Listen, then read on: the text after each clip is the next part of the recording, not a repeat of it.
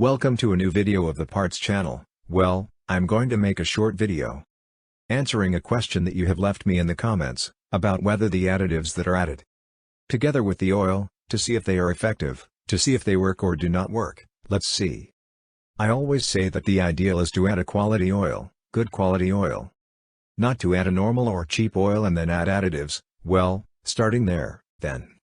Responding to the question, these additives do work. The one that I have used the most is that it has a Teflon compound, then you have it of ceramic molybdenum, etc., etc. But hey, let's see, this compound, which carries the additive, what it does is to stick to the surface. It sticks to the metal surfaces, for example, between the cylinder and the piston. Then by sticking there they would no longer rub those two surfaces, it would lubricate better, the compression would be better and the vehicle would consume a little less, okay. But the downside is that it is fixed on all the surfaces through which it passes, then the problem can arise.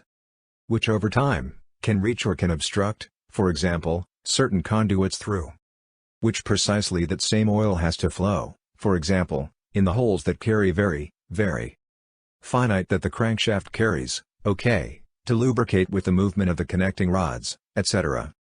etc. Then of course, that is the downside, that if I would advise it, well, I would advise you to put those additives as I say good. There are additives that are really useless, there are others that do.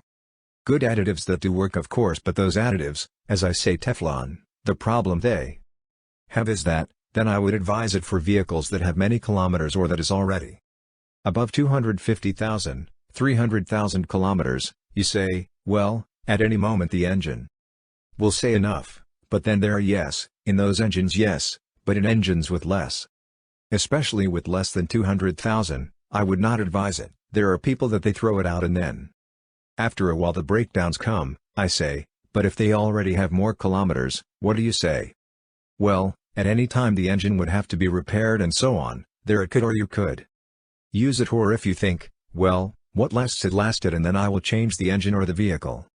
Whatever, as I say, I do not advise it below 250, in fact, I would not advise it.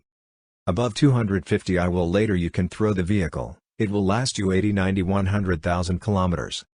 More calmly, because this is not something that occurs shortly, that takes time to occur.